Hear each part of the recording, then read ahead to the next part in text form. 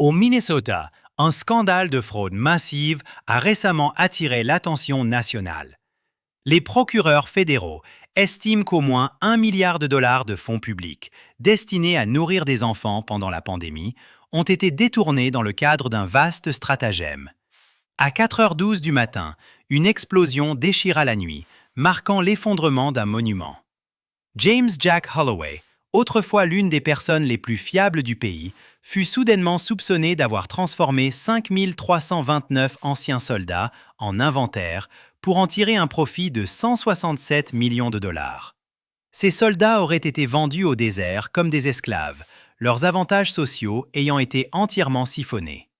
Selon certaines sources, il ne s'agissait pas seulement d'une cupidité personnelle. La presse spécule que Holloway n'était peut-être qu'un maillon d'un réseau bien plus brutal. Qu'est-ce que cette effroyable vérité cache? Bienvenue sur l'échiquier global, où nous explorons les rouages invisibles de la corruption et les histoires qui défient l'entendement. Le 29 décembre, à 4h12 du matin, le silence de la nuit fut brisé. Les talkie-walkies des forces fédérales s'illuminèrent dans l'obscurité, alors que les agents du FBI et d'autres agences commençaient à encercler une paisible demeure de banlieue. C'était la maison de James Jack Holloway, l'homme à qui la nation entière avait autrefois confié la solennelle mission de protéger les vétérans. Mais ce qu'ils trouvèrent à l'intérieur donnait l'impression de pénétrer dans une crypte bâtie sur l'honneur volé. Sous l'escalier, un sous-sol secret abritait 6 millions de dollars en espèces soigneusement emballés, 20 titres de propriété et un registre relié en cuir listant 5 329 vétérans marqués comme décédés ou relocalisés. La vérité glaçante était que chaque nom de ce registre appartenait apparemment à des personnes toujours en vie. Des hommes et des femmes qui avaient servi, qui avaient sacrifié et qui furent ensuite discrètement effacés du système afin que leurs avantages sociaux puissent être silencieusement siphonnés. Les agents restèrent là, presque figés, le poids de la trahison s'infiltrant lentement dans leurs esprits. Il ne s'agissait pas d'une simple fraude administrative. Cela ressemblait à l'œuvre d'un prédateur, la première fissure dans un empire bâti sur le sang et les os des oubliés. L'enquête véritable commença par un silence encore plus lourd que les raids de l'aube. Robert Cal Whitmore, un vétéran de l'armée décorée, ayant survécu à des combats au Moyen-Orient, fut retrouvé sans vie dans sa petite maison de Chicago. À côté de lui, une bouteille de pilule vide et une lettre de refus de prestation pliée posée sur sa poitrine. Le système avait déclaré que ses avantages avaient été épuisés. Cependant, les auditeurs du FBI découvrirent 70 000 dollars toujours intacts dans les dossiers comptables. Le dernier retrait n'avait pas été signé par Cal, mais par James Jack Holloway lui-même. À ce moment-là, les agents réalisèrent que la mort de Whitmore n'était pas une tragédie isolée. C'était un signal, une fissure révélant un schéma bien plus sombre. Le chapitre suivant allait creuser encore plus profondément. Plus les agents enquêtaient, moins l'affaire ressemblait à une simple fraude, et plus elle prenait l'apparence de quelque chose de prédateur, conçu et opéré avec la précision impitoyable d'une machine industrielle. Ce qui aurait dû être des vérifications de routine dans les bases de données se transforma en une descente à travers des couches de pourriture. Dans la salle d'épreuve de la DEA se trouvait un ordinateur portable saisi chez un transporteur lié à l'organisation criminelle. Lorsque les analystes le décryptèrent, l'écran afficha un en-tête qui laissa toute la pièce dans un silence stupéfait. United States Veterans Pipeline, pipeline des vétérans des États-Unis. Des rangées de noms, de dates, de codes d'aéroport, de montants d'argent. Et partout, la signature de Holloway brillait, comme des brûlures sur le papier. Plus de 167 millions de dollars avaient été retirés des comptes de vétérans et acheminés via des sociétés écrans au nom inoffensif, dissimulant une machine de corruption colossale. Les transferts transitaient par Chypre, le Panama et le Belize avant de refaire surface dans les artères financières du réseau de Sinaloa. Holloway ne se contentait pas de blanchir de l'argent à travers le système, il le nourrissait. Mais ce qui horrifia les enquêteurs, ce n'était pas l'argent, c'était le modèle de disparition. Sur plus de 18 mois, 97 vétérans, tous aux prises avec des traumatismes psychologiques, isolés et vulnérables, avaient été déclarés légalement incapables. Les dossiers de justification de Holloway étaient cliniques, presque chirurgicaux, à haut risque, sans proches, non coopérants. Quelques frappes au clavier, une signature falsifiée et un soldat vivant, respirant, étaient soudainement transformés en un fantôme bureaucratique. Leurs traces ne s'arrêtaient pas à une clinique. Elles se terminaient dans des manifestes de vol cachés, enfouis dans un serveur privé à l'aéroport d'O'Hare. Les entrées de la liste étaient marquées uniquement d'initiales et de destinations codées comme Dubaï. Lorsque les enquêteurs suivirent cette piste à l'étranger, la vérité frappa comme un coup de marteau. Ces prétendus centres de soins n'étaient rien de plus que des entrepôts de rétention. Les vétérans y étaient privés de leurs documents d'identité et livrés à des chefs de chantier pour 20 000 $ chacun, moins cher qu'un chariot élévateur et bien plus remplaçable. Les survivants décrivirent des quarts de travail de 16 heures sous une chaleur avoisinant les 49 degrés Celsius, dormant sur des sols en béton, et entendant les gardes les appeler non pas des personnes, mais des unités. Un vétéran secouru murmura aux agents. « Nous n'étions pas des patients. Nous étions de l'inventaire. » 12 personnes furent retrouvées vivantes. Le reste semblait avoir disparu dans le désert sans laisser de traces, non comptabilisées. Les preuves n'exposaient pas seulement un fonctionnaire corrompu, elles exposaient l'architecture de quelque chose de monstrueux. Un pipeline construit non pas pour l'argent, mais pour exploiter des vies humaines. Et au centre de tout cela se tenait l'homme en qui la ville avait autrefois mis sa confiance pour les protéger. Au moment où les analystes fédéraux achevèrent de cartographier le pipeline des vétérans, une vérité indéniable apparut. L'empire de Holloway ne pouvait être démantelé avec de simples assignations. Cela nécessitait une guerre. Et ainsi, à 3h58 du matin, sous un ciel gris plombé, la plus grande opération de maintien de l'ordre liée aux vétérans de l'histoire de Chicago fut lancée. À l'intérieur d'un entrepôt faiblement éclairé converti en centre de commandement, 300 agents fédéraux du Federal Bureau of Investigation, FBI, de l'Immigration and Customs Enforcement, ICE, de la Drug Enforcement Administration, DEA, du Department of Homeland Security, DHS, et du Department of Veterans Affairs, VA, se tenaient côte à côte, les visages tendus, les radios silencieuses. Une carte numérique brillait en rouge avec 14 emplacements cibles répartis sur 7 pays. Précisément à 4 heures du matin, l'ordre de se déplacer résonna dans la pièce. Iron Break est vert, exécuté, le monde bascule. À 4h01 du matin, dans le sud de Chicago, un entrepôt fortifié lié aux sociétés écrans de Holloway devint le premier champ de bataille. Les équipes d'assaut de la DEA firent exploser des charges de brèche, le métal grinçant alors que la porte s'ouvrait en soufflant vers l'intérieur. Des coups de feu éclatèrent instantanément. 2 hommes de main de l'organisation criminelle ouvrirent le feu derrière des caisses empilées. Les éclairs des bouches des armes stroboscopièrent dans l'obscurité. Un agent tomba, son gilet pare-balles craqué par l'impact. L'échange de tirs fit rage pendant 6 minutes brutales. Cris, ricochets, bottes raclant le béton. Lorsque la fumée se dissipa, 190 armes à feu furent récupérées, 42 kg de stupéfiants saisis, et un registre listant les approbations de transfert, chacune portant les initiales de Holloway.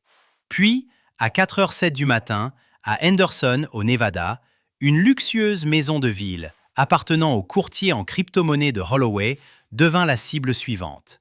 Les agents prirent d'assaut le 2e étage et découvrirent 40 disques durs, des portefeuilles froids et un tableau blanc cartographiant des comptes offshore à Chypre, Malte et Dubaï. Sur le bureau, une note manuscrite. JGH attend confirmation avant le 15. Ne le ratez pas. Cette date correspondait à un transfert de vétérans imminent. Quelqu'un d'autre avait déjà été programmé pour disparaître. À 4h11 du matin, dans le couloir d'El Paso, des unités tactiques de l'ICE firent une descente dans un centre logistique utilisé pour faire passer illégalement des vétérans hors du pays. À l'intérieur, ils trouvèrent des passeports médicaux falsifiés, des masques à oxygène, des sangles de contention et un manifeste de vol pour 17 patients, dont le départ était prévu cette semaine-là. Sur le mur derrière, une directive glaçante était affichée. Unité non coopérante, cédée immédiatement. À 4h17 du matin, dans la zone franche de Dubaï, simultanément, les autorités des Émirats arabes unis, guidées par les renseignements du FBI, firent une descente dans un camp de construction où des vétérans étaient contraints de travailler. Les projecteurs s'allumèrent, les gardes s'enfuirent. 12 survivants se tenaient tremblants dans la poussière, les yeux creux, la peau brûlée par le soleil. L'un d'eux murmura « C'est fini ». Pour la plupart, la réponse était « Pas encore ». À 4h23 du matin, dans le quartier financier de Chicago, la frappe finale toucha le bureau de coordination de Holloway à l'étranger. Les agents saisirent des registres cryptés liant 340 millions de dollars à des intermédiaires d'organisations criminelles et 34 propriétés internationales achetées avec l'argent volé des avantages sociaux des vétérans. À 4h29 du matin, l'opération Iron Break avait éclaté sur 3 continents. À 4h31 du matin, l'empire de Iron Jack commençait à s'effondrer. Mais l'homme lui-même restait en liberté à l'approche de l'aube. Lorsque les coups de feu se turent et que la dernière équipe d'assaut signala un tout clair, les agents fédéraux savaient que les raids n'avaient fait que briser la coquille extérieure. La véritable machine de l'empire criminel de Holloway, son sang, son cœur, son architecture, était faite d'argent. Et l'argent, contrairement aux hommes armés, ne sait pas fuir. Il laisse des traces. Les experts comptables judiciaires commencèrent là où la plupart des empires se terminent, les avoirs offshore.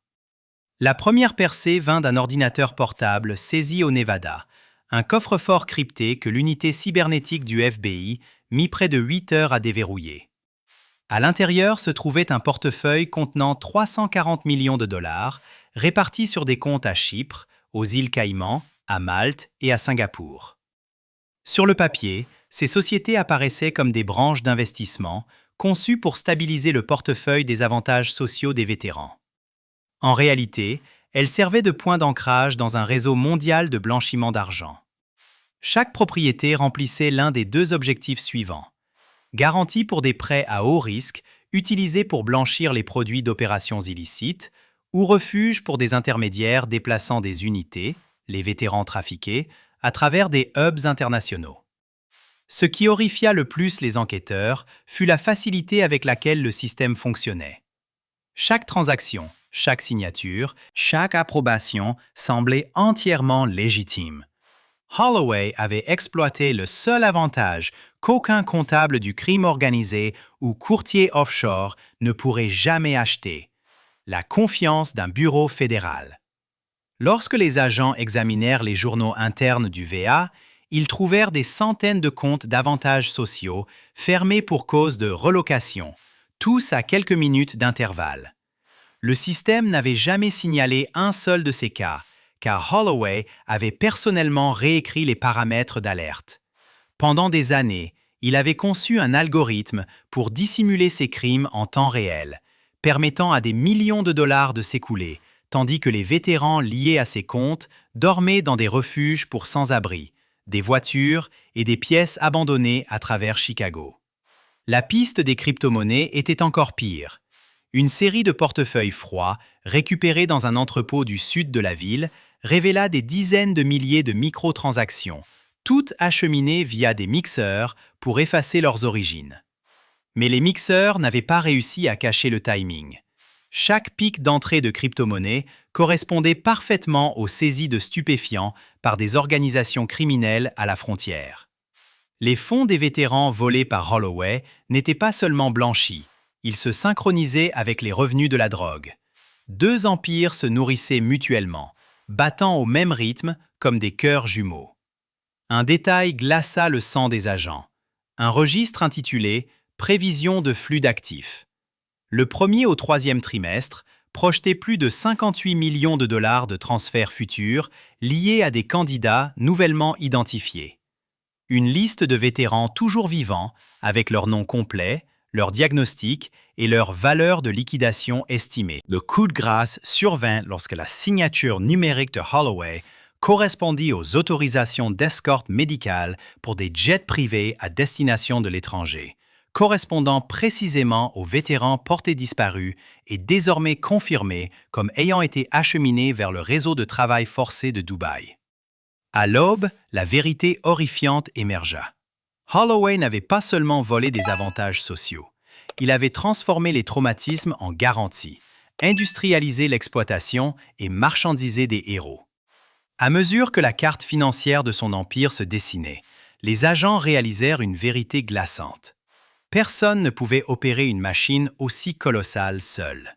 L'obscurité s'étendait encore plus profondément, dans des lieux où l'autorité était censée être intouchable. Holloway n'avait pas seulement exploité le système d'avantages sociaux des vétérans, il l'avait colonisé de l'intérieur. Les premières fissures apparurent au Bureau des avantages sociaux des vétérans de Chicago. Des audits internes révélèrent des conseillers signalant discrètement des vétérans vulnérables, célibataires, sans proches, vivant isolés, aux prises avec un trouble de stress post-traumatique, puis acheminant leur dossier directement à Holloway, recevant entre 2 000 et 5 000 $ par cas via des cartes prépayées intraçables. Certains avaient référé des dizaines, voire 73 victimes. Les journaux numériques révélèrent que Holloway agissait rarement seul lorsqu'il déclarait une incapacité médicale. Un psychiatre contractuel qui n'avait jamais rencontré les patients avait signé 64 décisions frauduleuses sur 2 ans, utilisant des évaluations copiées-collées étiquetées à haut risque, mauvaise créance, alimentant ainsi le pipeline de trafic d'êtres humains. La corruption avait même atteint l'aéroport d'O'Hare, où des agents des douanes autorisaient secrètement des vols privés transportant des vétérans sous sédatifs. Les caméras de surveillance avaient capturé des brancards roulant dans les couloirs de maintenance au lieu des terminaux publics. Les registres montraient qu'un seul superviseur avait approuvé les 17 vols internationaux liés aux vétérans disparus. Ces comptes bancaires contenaient des dépôts inexpliqués totalisant 420 000 $. Les fonctionnaires de la ville étaient loin d'être innocents. Au département des licences de Chicago, 3 administrateurs avaient autorisé des dérogations de zonage pour des centres de soins qui, lors des perquisitions, s'avérèrent être de simples coquilles vides. Pas de lit, pas de personnel, pas d'équipement. Juste des structures creuses utilisées pour blanchir la paperasse avant que les victimes ne disparaissent à l'étranger. Chaque dérogation nécessitait plusieurs signatures. Les 3 administrateurs avaient voyagé à Dubaï dans les mois suivant l'octroi des approbations. Puis vint la découverte, dans la base de données saisie de l'organisation criminelle, d'une liste d'influenceurs fiables.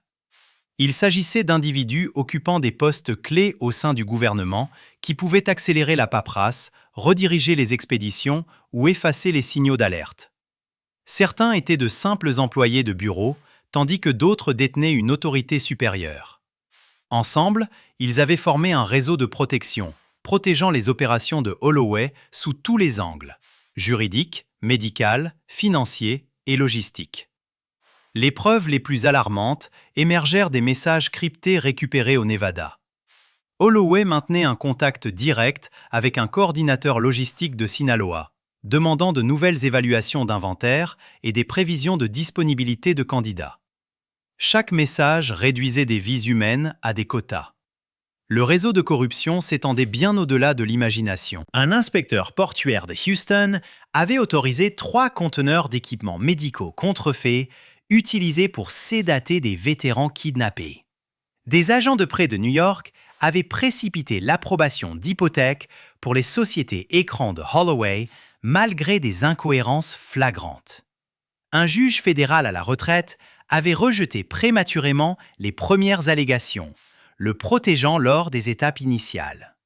Ce qui glaça le plus les enquêteurs, ce n'était pas le nombre d'accomplices, mais la normalisation du crime. Des gens traitaient la signature d'approbation, la négligence de la paperasse ou le simple oubli d'un vétéran comme une tâche de routine au sein même du système censé les protéger. Dès la 6e semaine, la force opérationnelle réalisa que Holloway n'était que l'architecte. Le réseau était devenu autonome, auto-perpétuant et auto-protecteur. Plus il creusait, plus la peur grandissait. S'il y avait tant de parties complices, combien d'autres se cachaient encore dans l'ombre, prêtes à relancer l'opération dès qu'il tomberait? L'aube froide de Chicago illuminait un empire qui tenait toujours bon, et James Jack Holloway restait en liberté. À 6h47 du matin, 2 véhicules de surveillance du FBI suivirent le Lincoln Navigator de Holloway alors qu'il s'engageait dans l'allée d'une modeste maison de ville en briques sur Milwaukee Avenue. Une planque enregistrée sous une société écran. Il en sortit avec le calme familier, cultivé au fil de décennies de conférences de presse gouvernementales, ne montrant ni panique ni hâte, toujours convaincu de son invulnérabilité. Cette illusion se brisa en quelques secondes alors que les agents l'assaillirent, proférant des ordres et brandissant leurs armes. Pour la première fois en des mois d'enquête, Holloway hésita au milieu de son calcul, ses yeux se posant sur la mallette contenant le portefeuille crypté, le manifeste de vol et les détails de 19 vétérans supplémentaires dont la relocalisation était prévue avant la fin du mois. Menotté, il n'offrit aucune résistance, seulement un long soupir, comme s'il reconnaissait enfin la fin d'une longue performance. Mais le véritable calcul se déroulait dans la salle des opérations. Les dossiers récupérés dans la maison de Holloway révélèrent quelque chose de bien pire que prévu, un plan de succession. S'il était capturé, son réseau déclencherait automatiquement des retraits des comptes de vétérans inactifs, initiant de nouveaux cycles de blanchiment sans nécessiter sa signature. Des courtiers offshore détenaient des ordres permanents de liquidation d'actifs. Les partenaires de l'organisation criminelle avaient reçu pour instruction d'accélérer leur calendrier d'admission. Holloway ne s'attendait pas à tomber, mais il s'était préparé à ce que le monde continue de saigner, même après sa chute. Dans 7 pays, les arrestations se succédèrent tout au long de la matinée. À Dubaï, 4 chefs de chantier furent détenus. À Chypre, un banquier privé tenta de détruire des registres avant l'intervention d'Interpol. À Houston, l'inspecteur portuaire fut capturé alors qu'il tentait de fuir en bateau avec des conteneurs d'équipements médicaux contrefaits. À 10h10 du matin, un total de 143 suspects avaient été placés en garde à vue. Pourtant, la victoire semblait creuse. Le registre récupéré dans le sous-sol de Holloway listait 62 vétérans toujours portés disparus, dispersés dans les déserts, les chantiers de construction et les camps de travail clandestins, identifiés uniquement par des numéros. Les procureurs annoncèrent des accusations de fraude, de trafic d'êtres humains, de détournement de fonds et de conspiration criminelle internationale, déclenchant une vague d'indignation publique. Mais au sein de la force opérationnelle, la fureur se mêlait à une sombre réalisation. Holloway n'était pas une exception. Il était un symptôme du système. Une note manuscrite de son journal disait « Le système récompense l'efficacité. Je l'ai simplement appliqué. » À 11h54 du matin, dans la salle d'interrogatoire silencieuse, il esquissa un faible sourire et demanda aux agents « Vous croyez que ça se termine avec moi? Trouvez les autres, ou non, le système les remplacera d'une manière ou d'une autre. » Ce n'était pas une menace, cela ressemblait davantage à un plan.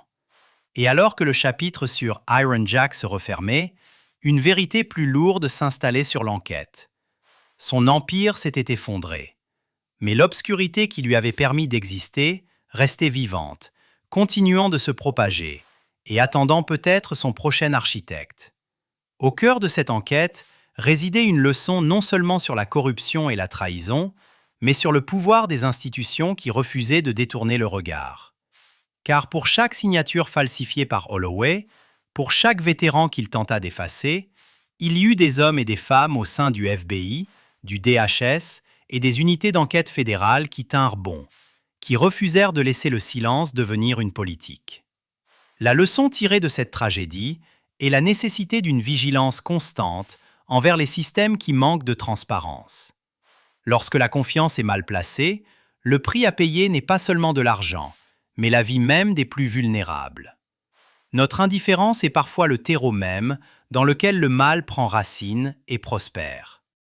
Selon certaines sources, l'affaire Holloway prouvent qu'un pouvoir incontrôlé se transforme inévitablement en cruauté. Il semble que de nombreux aspects de la vérité restent voilés et non exposés. Avec des centaines de millions de dollars en jeu et 62 vétérans toujours portés disparus, on peut se demander si ce n'est là que la pointe de l'iceberg. Holloway aurait-il pu manipuler seul un système entier? Ou des soupçons concernant des figures cachées persistent-ils?